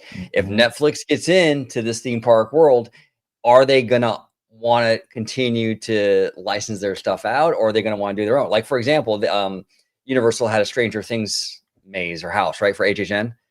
Are they gonna do that if they have their own parks? Probably not, you know. So it's gonna have massive ramifications.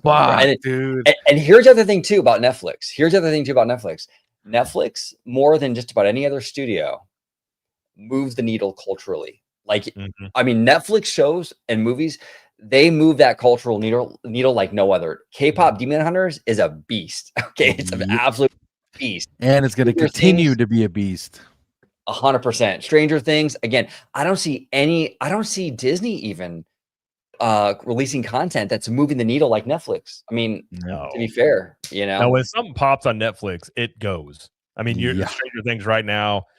Now, personally, I would be all for it. I love competition. I would love for Netflix or some other company to pop up and force both Disney and Universal. Like, I think to get better. Oh, yeah, I think it's great for the consumer. Love it. I fucking love it, dude. But I do what OG and I touched on this. The only I don't know where it lies with that whole Harry Potter stuff, because J.K. Rowling does have a controlling part of that. I wonder how much, if say Netflix and her, like if she has the final say. So maybe Harry Potter isn't affected by that potentially, but all the other stuff would be, and they would have plenty of stuff that they could play with, like especially if they were able to have a resurgence of Looney Tunes. And all these things like that, and bring those into theme parks. I think that would be. And then the thing about, like, they're going to be Stranger Things spinoffs, I'm sure. I think I already heard about a Hopper prequel or something like that. So there's an animated show that's going to be in between the seasons of seasons 2 and 3. They're going to stick with the kids and that storyline, but it's just going to be animated. Unfortunately, we're not getting the actors voicing those animated kids. They're also like 35 now, though. Yeah, true. Also, they're doing another spin-off that it's just in talks right now. The Duffer Brothers confirmed that they're doing a spin-off of Stranger Things, different characters and different story, same timeline though. It's gonna link back to what happened in Hawkins, apparently. That's what cool. Saying. Yeah, that's okay. Cool. And actually, go ahead. Sorry. No, I was gonna say, go ahead, OG. I just I was actually at Target today, and they got some fire Stranger Things clothes, like jackets and stuff, bro. Like the vintage, like 80s style, dude. They were. I was like, well, okay, dude. Yeah, I was kind of surprised, because usually, I mean, Target, I wasn't expecting it, but it was pretty dope. Go ahead, Tones. I'm sorry. No, I was gonna say, I'm gonna come back to this comment by him, but what Alyssa says right here, I said it before. They could make a Game of Thrones theme park. Take my money. This is millions of people would have said this to me before. Like, if they were to ever make anything Game of Thrones, it would be crazy. It would be insane, dude. And Universal would be the company to do it, because Universal has a little bit of that edge. You know what I'm saying? You could do Game of Thrones in like Epic Universe, which would be the perfect park for it. And the cool, oh man, I'm telling you, that would be insane. Well, think about it. Original comments were to get let's say Netflix did theme parks and they got the WB stuff, they would also have Lord of the Rings. And they could throw in. That's something that now I don't know how much that would move the needle culturally, but I do know I would love to see it, and the Lord of the Rings fans would love it. And who knows what they could. I mean, Netflix probably would relaunch Lord of the Rings on some level too. Have you guys seen the movie Dune? Yes, I saw the first one, not the second one. Can you? Oh, by the way, second one was better, so you should watch the second one. OG, definitely. The second one was better. I agree. But can you imagine a fucking ride for Dune, like the worm ride? Like, make it like a worm. Be so cool. Come on, man. Oh my fuck. I'm telling you. I like that. Oh my fuck. Oh my, dude. Yes. Absolutely. There's so many things that are popping in my head right now, dude. I just want to take my phone and start recording so I can fucking make videos now. Go ahead. Oh yeah. No, 2010 countdown says, would Netflix retain Warner Brothers cable assets? If so, what would happen to stuff like CNN, Cartoon Network, and HBO? No, I think the cables. Well, here's the thing. It depends, actually. If Netflix gets it, no, they're not going to be in charge of like CNN and all that. There's Warner Brothers wants to spin the cable stuff off, but if Paramount buys it, they want the whole thing, so they would be in charge of things like CNN, which is probably why. Which is probably at least a part of the reason why Trump is like, okay, yeah, Paramount. You know, I mean, I know him and CNN don't really get along. You know, that's probably a decent reason as to why. That's a good point. I could see that. And Rudio said too, and this is true. The Duffer Brothers do have a deal with Paramount now, which is interesting. They sure interesting. I'm telling you, Game of Thrones at a Universal Park, Lord of the Rings. You could do so much with these properties. It would be insane. It'd be insane. And that's what's really interesting is Netflix. And if you think about Netflix, they started as you mailed movies in the mail. That's how they started. And then I remember when the streaming thing popped up and I was like, what is this? And then obviously it worked. But like, they've morphed a ton as a company. And I think probably in 10 years, they'll probably look different than what they are even now, because they're always going to try and find new revenue streams. And you can even make a case that streaming is for the most part, hit saturation probably. Like most people that have streaming have it. And so them doing this is maybe they're trying to get into theatrical potentially, or just create new revenue streams, which would also lead to potentially doing theme parks, which they're kind of doing with those houses. So it's not a far stretch to think that they could dip their toes into it or other things. I mean, they could do a lot of stuff that I don't think a regular studio would do. Yeah, Rudio also mentioned here, and I'll come back to Toji's question, but Rudio mentioned up here, yeah, Netflix has a restaurant experience in Vegas, so they're dipping into this real world physical experience stuff already. I'm telling you, they might be kind of laying the groundwork here for some major theme park stuff. I wonder what that looks like, though. I wonder what that Netflix restaurant looks like. Well, that's true. That's true. Toji here says, dude, Toji, that's an awesome, like, he's got like a dope, like, profile pic and the name and everything. That's cool. Dude, is Netflix gonna, yeah, sure. Is Netflix gonna remove the Warner Brothers intros, or will they stay like the WB logo intro in all HP movies and all creative Warner Brothers intro in classic? Well, we have no idea. We have no idea. I mean, that's way out there, Toji, in terms, I mean, the deal probably will take 12 to 18 months even to get approved, you know, with all this drama going on with it. But I will say this, Netflix would be really stupid to abandon the WB branding. Warner Brothers is a strong brand, and they should keep the brand in intact, I think. I mean, I think it'd be bad if they did. As Disney fucking left out 20th Century Fox and put it in the ground. Yeah, literally in the ground, and Wolverine and Deadpool and Wolverine put it in the ground and fucking put it in the movies. Hilarious, by the way. Oh, I was actually surprised they actually put that in there, because I actually wondered how self-deprecating they would be in that movie, but they were pretty self-deprecating. Yeah, no, they were. Remy Deer, thank you so much for the $10 super chat. Really do appreciate it, Remy D, as always. I read that the WB board saw Paramount's bid as riskier because their all-cash bid is partially funded by foreign governments, the Saudis, whereas Netflix is all their own. I mean, that's a fair concern. I mean, honestly, I can see that definitely, for sure. What say you, Jared? Yeah, it's interesting. I hadn't read any of that. I mean, I could see. I guess you would say, is it a concern of Saudi money being involved, or what's the bigger concern about what Netflix? If the worry there is, what are they going to end up doing with these properties? I don't know. I feel like you'd have to weigh that in terms of, is a bigger risk for that, or is it a bigger risk of the unknown quantity that is Netflix? Unless the talks that they had, who knows what Sarandos and those guys promised them and said that they would do that we just don't know about. I mean, a lot of this is just kind of shooting in the dark right now. But it's, I mean, we've talked about it before. It's a decent concern because you don't know, are they going to have a lot of creative control if they're going to put up a lot of this money, which they have plenty of it, but how much, control would they have over everything after the fact? I guess would be a pretty good question. Yeah. What say you, Tony? Do you think that would be a big concern for them in terms of foreign governments kind of getting involved in this major Hollywood studio? I mean, yes and no. I mean, we just don't know. I should say I don't know enough about what could and could not happen if a foreign country were to get involved. I'm not too familiar with what the Saudis would do with some of these IPs.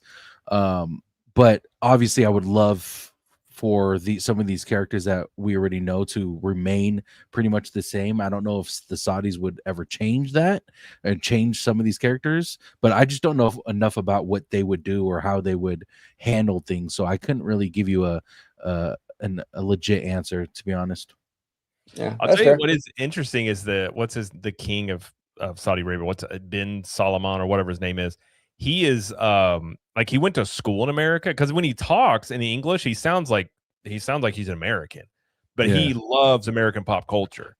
So I don't know how much he would be involved in that end, but I do think some of the Saudis really do enjoy American culture. I would imagine, from what I had heard about Paramount wants to do, it might just be a lot more 80s action flick type stuff, which I'd be totally on board with. You're going to start doing that stuff. But yeah, I mean, if they were just going to be action movies and ultra masculinity, I'd be like, I'm okay with it. But I don't know where Warner Brothers stands with that, or Netflix or anything. No, 100%. 2010 countdown here. Oh, go ahead, Tones. I'm sorry. No. After, I want to go to a comment after this. Good. Sure. How would Netflix handle the inevitable culture clash between the tech culture and WB's more traditional minded culture. And I think we're already seeing the clash, to be honest with you. Yeah. I mean, just the idea that they're buying it is already causing, I don't think Netflix would care at all. No, at all. Yeah, it's crazy. Go ahead, Tones. Which comment was it? It was the Nessie Ness one. I wonder how the changes would be overseas as well. Oh, gotcha. Okay. Yeah, because so she says, I wonder how the changes would be overseas as well. There, I don't know if it's gone to effect already when it comes to film overseas, but the whole tariff thing was being introduced by Trump by movies that are being made overseas because he wants more movies here in the U.S. There's going to be a lot of questions on what happens with overseas movies in general now, because some people don't, apparently these tariffs are, I'm not too familiar with them, but apparently these tariffs are ridiculous filming overseas, when some of these movies that we watch, you kind of have to get certain shots overseas. There's beautiful shots in not Game of Thrones, for example. You see these beautiful shots in different countries, and that's the beauty of some of these movies, is the cinematography. Now, I may not want to see a Game of Thrones show somewhere shot in fucking Utah. It's just not, you know what I'm saying? It just doesn't. Yeah, it just doesn't make sense. So, there's gonna be these questions about overseas stuff is what I've been trying to kind of wrap my head around, because I don't know any of those answers. Because of these tariffs now, and I don't know if they're even introduced it or when they're going to be introduced. And now you hear the Saudis, are they going to, most likely they're going to film here, but what if they do film somewhere else? Is that going to somehow matter? I don't know. And those are the questions that I would love to be answered, because I just don't know. Well, Tones, that's a fantastic point. Go ahead, Jared. Well, I was saying, I think I remember correctly, it was something about it was like the certain percentage of the movie filmed was needing to be in the US. I would assume that they could go get B-roll shots and stuff like that, but it may be the majority of the shooting or something like that. I'm not really sure. I remember reading something about that months ago, but I can't remember off the top of my head. Yeah, I mean, some of those shots. I mean, I know they use New Zealand a lot for a lot of these shows. Oh yeah, beautiful country. That's where Zelda's filming right now. It's gorgeous, dude. And the casting for Link and Zelda were spot on. Oh yeah, it's great. Yeah. I'm actually really excited for that. I'm hoping, I mean, the casting looks good. I'm curious about Link, how much he'll talk, because he will talk. Yeah. Does he talk too much or anything like that? Yeah, we'll see. Rudio here says, did any of you catch the story that of Ellison and Tom Cruise? Apparently they aren't on the best of terms. They've been avoiding each other since Ellison told Cruise to find the money himself for the Mission Impossible movies. I have not heard that drama, but that is, I thought the Mission Impossible movies were done. Are they? Are they done? Last one. I thought the last one was that they did was the final Mission Impossible, but I could be wrong. Yeah, that's crazy. I did not hear that drama. I mean, Tom Cruise, man, he's one of the he's one of the rarities where he's just as talented off camera as he is on camera. Mm-hmm. That's not normal in a good way. I mean, I think he's great. You know what I'm saying? I just think it's crazy how talented he is. Go ahead, Jared. Oh, one of these days he's gonna do a stunt and die in a movie, and it's gonna make $2 billion. It's gonna be the Heath Ledger. Want to see the movie where Tom Cruise jumped out of a space shuttle and something went wrong? Like the stunts he does is, gosh, it's insane. Yeah, but he's one of those. He's one of those actors where I don't know him personally, but I'm sure he's one of those actors where a lot of these companies can't or shouldn't say no to him because of what he's done and the money he brings in. And I'm sure that might have been, if they aren't on the best of terms, that's probably wise, because he might have told them no for a movie. You know what I'm saying? True. Yeah. No, 100%. 100%. Somebody puts Tom Cruise in a corner. Exactly. We got Mr. Jay Shear in the house. Jay, it's always good to see you. Too many good dudes in this live. Well, thank you, Jay. We appreciate you, brother. And everybody at home, and I'll be linking it in the description down below after the live is done. Everyone check out Jay Shear's short film Disclosure. It's amazing. Yeah. Absolutely amazing. Jay's a filmmaker, and his film Disclosure, all about aliens and like nerdy stuff. You guys at home and gals will love it. So I'll be linking it after the show. So make sure you check back and check it out. Always good to see you, Jay. Appreciate you. I always think it's funny. I make points that Jay will then make, and I'm like, Jay sounds way smarter saying it than me. He says it. Yes, I know exactly what you're talking about. And he's just like, well, actually, I'm like, okay, Jay's response was better than mine. Oh, 100%. No, Jay's responses are like almost like poetic. It's like they're so like, it, you know, he's like, well, and you know, I'll just give reactions to things. That's so funny. You guys say that. I feel the same way. 100%. 100%. Lucas here says if Ellison helped Cruise, Mission Impossible Final Reckoning would have been better. It looked rushed and short funded. Yeah, I never saw it. But I haven't seen the final one. I saw the one before the final one. There was something about that movie that just didn't hit. Like I loved Ghost Recon. I think that may have been. I'm trying to think of the one. It was that one, or there's another one that may have been the best Mission Impossible. But something just looked and felt different about that movie than the previous ones. But I never could put my finger on it when I was watching it, though.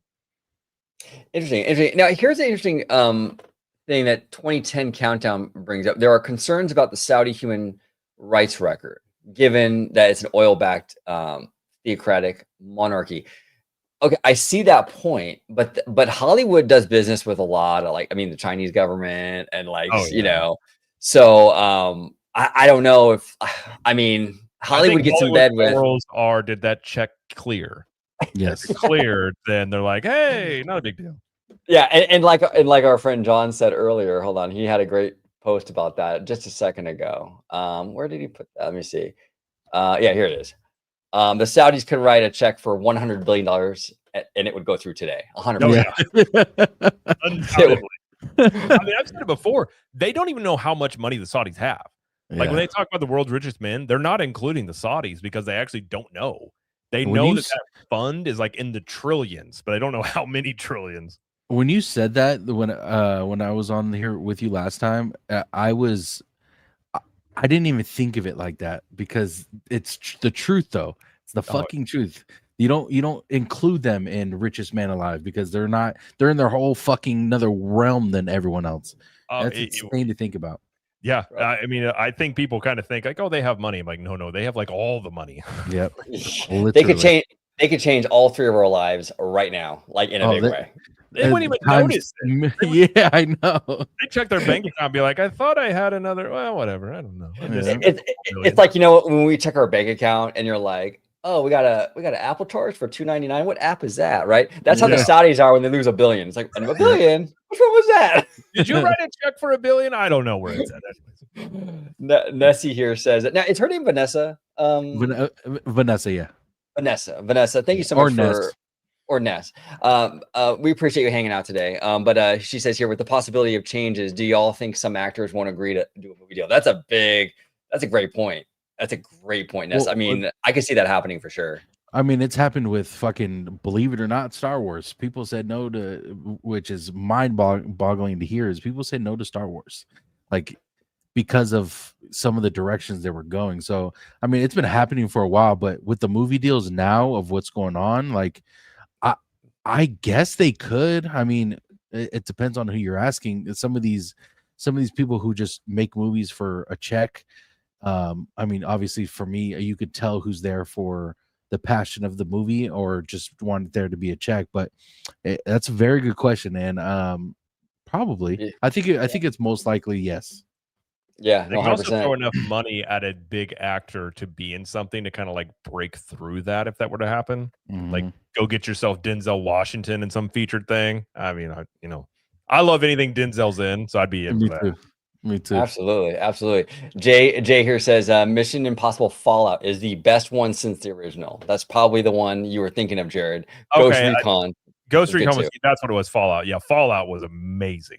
And there was just something about the newer one where it also looked like the cinematography was different. Like it looked like it was shot differently, like a different camera or something. It didn't feel the same. But I kind of agree with what the other person said. It almost felt certain scenes were rushed, which seems odd in Mission Impossible. But yeah, Fallout was great. And he continues with, make Knights of the Old Republic into a movie, make $1 billion. Why not? You know, it's funny with Star Wars in that, like, I don't know. A lot of times there's like money on the table with stuff, right? And they just like, okay, for example, Galaxy's Edge. It's like, just put like, you know, put the droids in there, like, you know, like what we were promised initially. Put the restaurant in there that we were promised initially. Put Play the Star banthas, Wars music. play Star Wars music. I mean, come on, you got the legendary John Williams at your fingertips there. I mean, utilize that. The music in Star Wars is a character in and of itself. Like, it's crazy to me 100%. Yeah. they don't use that, you know? Or So put yeah. Darth Vader in there, you know, the greatest villain in movie history, potentially. Put him in there. Now, have you guys played KOTOR, by the way? I have not. Have you played it? No. Oh my gosh. It is the best twist. I know it's in a game, maybe one of the best twists in anything media-wise. It would do amazing. Now, a lot of people already know the twist, but What is it called? If you didn't know the twist going into it, you would have a lot of people in theaters just being like, "What?" What is it? It's a video game called Knights of the Old Republic, but they shorthand it and call it KOTOR. Gotcha. It's like 1,000 years or so before the original trilogy. So it's like this whole. And I've actually felt like for a long time with Star Wars, they either need to go 1,000 years in the future or 1,000 years in the past, and just. What'd you think about the Acolyte, Jared? I don't know if I ever asked you this. I stepped in that yesterday in the yard, and I it off. It was terrible. I hate it. Like, it had some moments that were okay, but for the most part, I completely hated every second of it. Outside of a few seconds. Yeah, and Tones, I think you know my answer to that. Yes, it's either I didn't see it or hell no. One of those. No, you got it right the first time. It's on my list.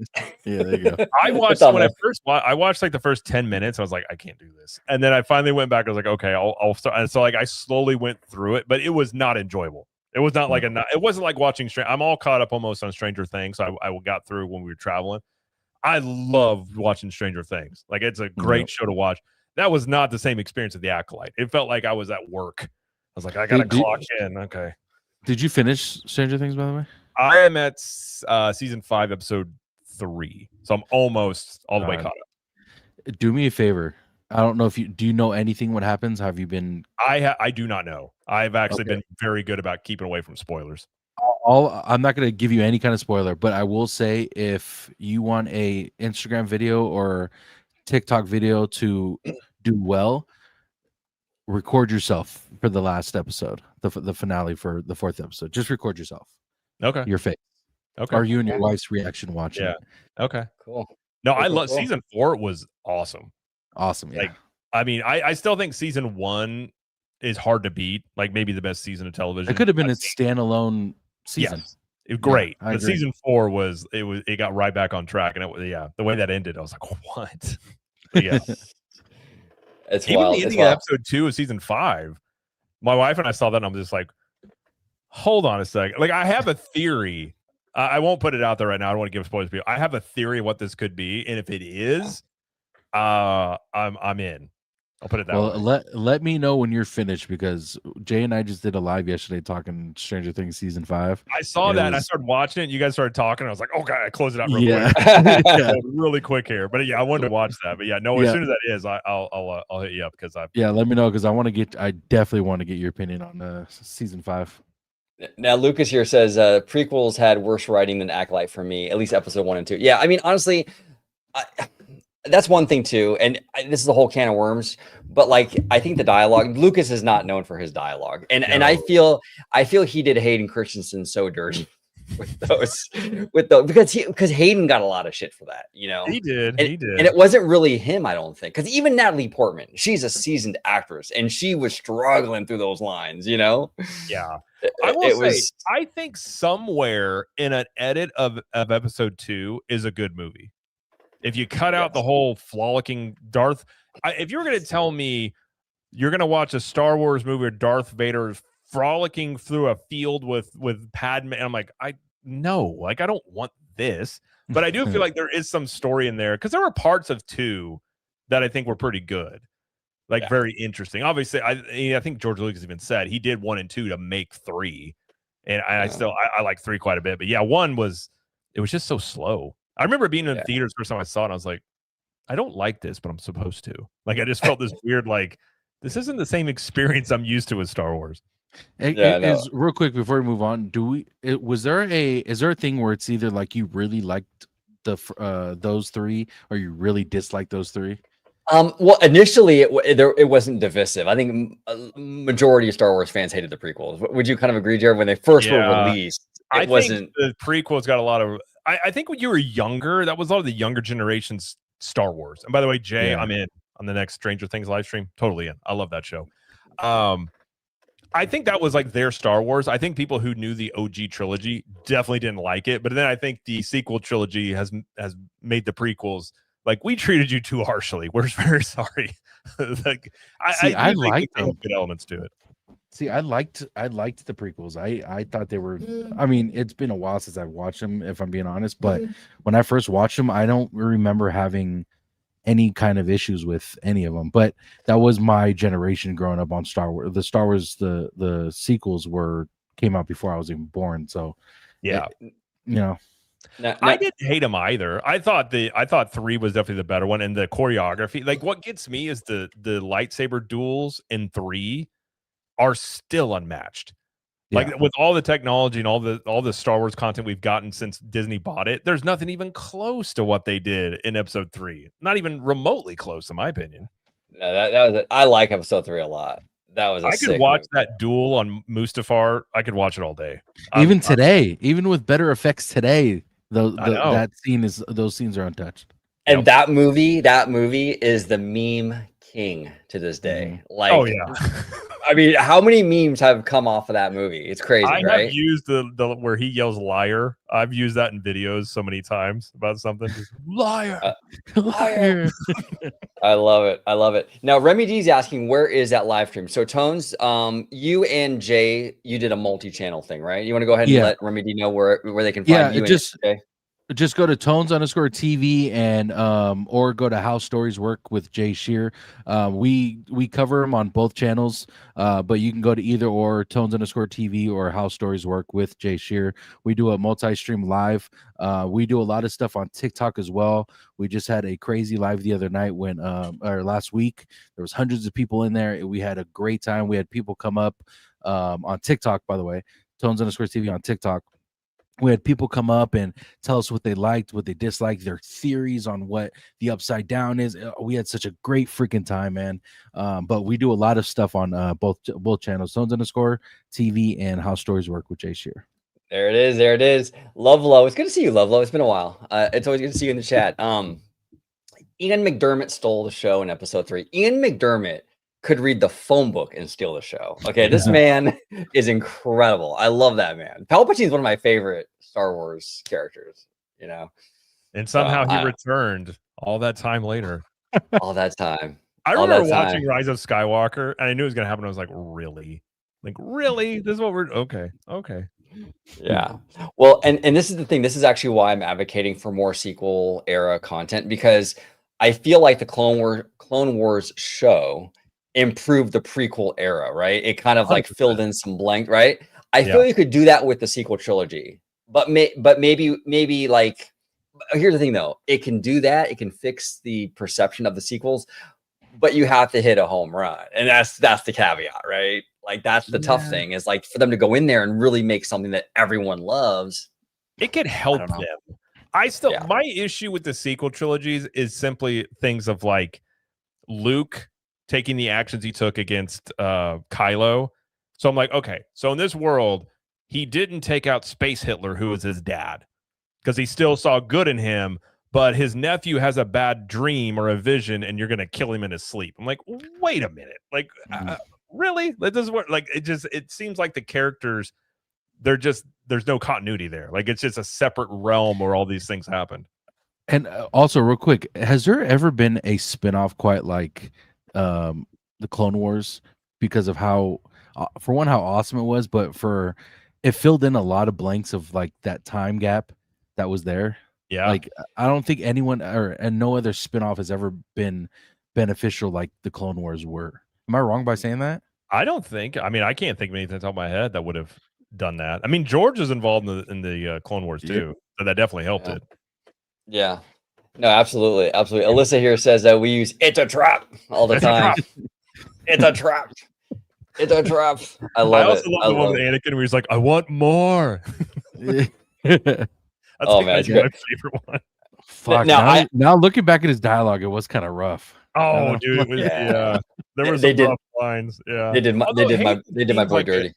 Hayden seems like a cool dude though. Like he's like, I don't think he's acting anymore, but he seems very like chill, low key. Just like I've seen him at some of the. I think it was Star Wars Theory. I actually met him at a convention and got to talk to him and stuff like that. I was like, that's pretty cool.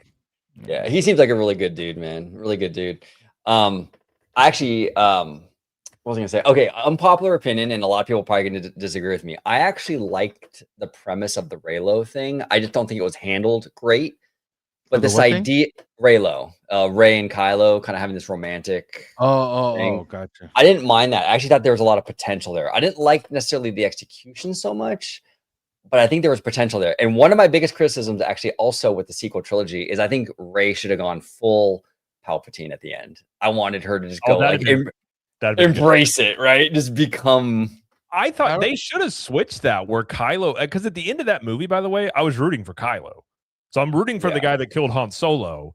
And that would have been an interesting twist. But I actually thought in a really comedic level, it'd have been really funny if they they kiss and they get together and then they come away and she's like, hey, Chewie, listen, he's different now. And Chewie's just like oh, hold on, okay?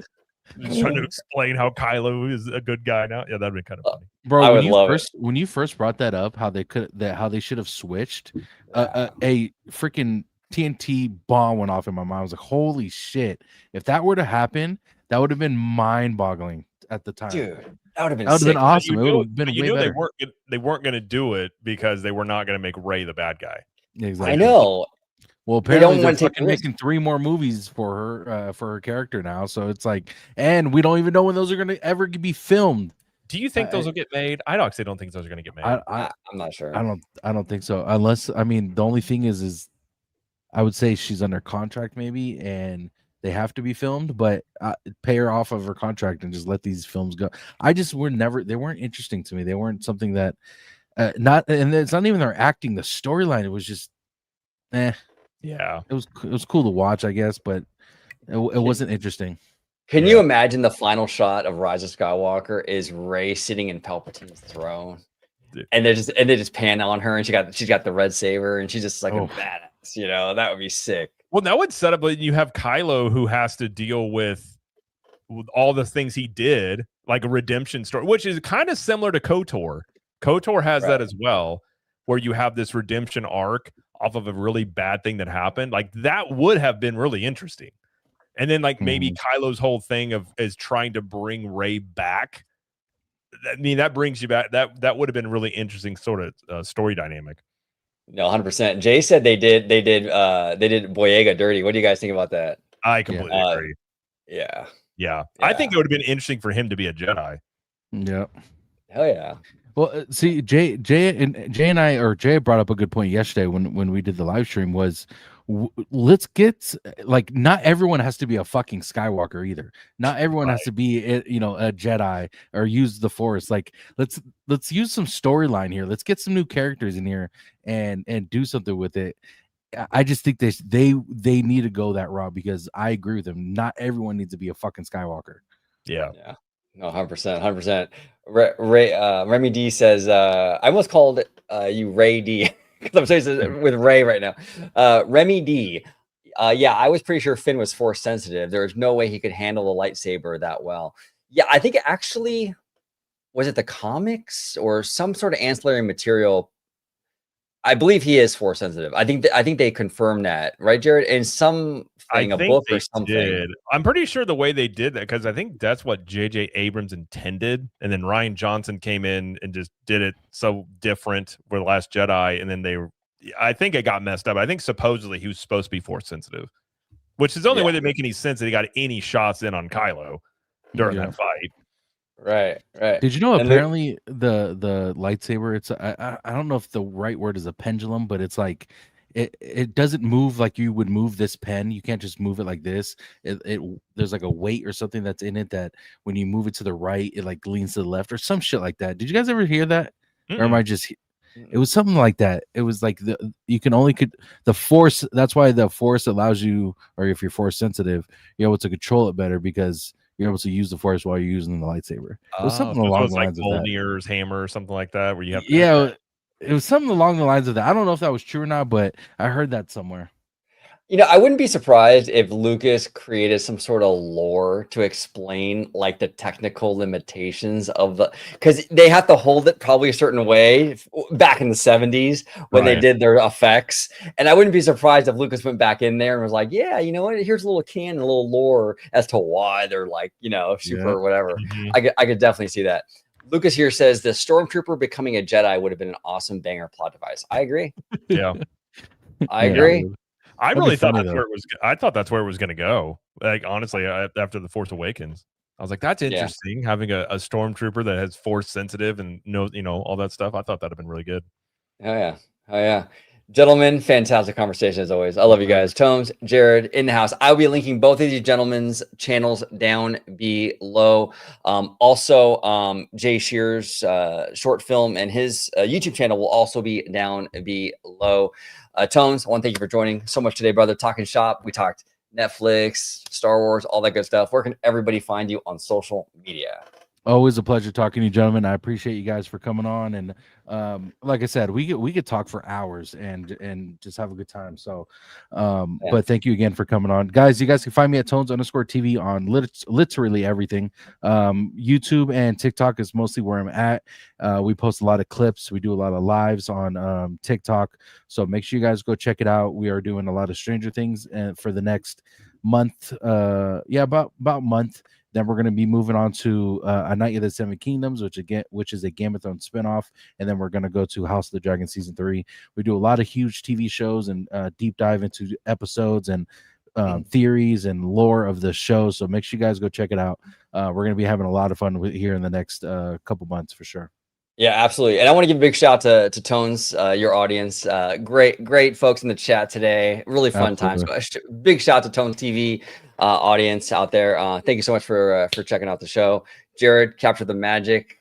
Always good to have you on, brother. We did a great video earlier about the theme park rights with this Warner Bros. Stuff, which is it's up right now, right? I believe. Yes, yeah, that went up about 2 hours ago, maybe an hour and a half ago, something like that. So yeah, that's a good conversation because that's an interesting wrinkle to all this Netflix Warner Brothers stuff. But no, I'm glad I could make it. Sorry I was hopped on a little late, but always a good time hanging out with you guys. And I'm gonna catch up on Stranger Things so I can talk. I really want to talk to you and Jay about Stranger Things because I have so many questions. Yeah, I'm very interested in how it's gonna go. But you can find me at Captain Magic everywhere.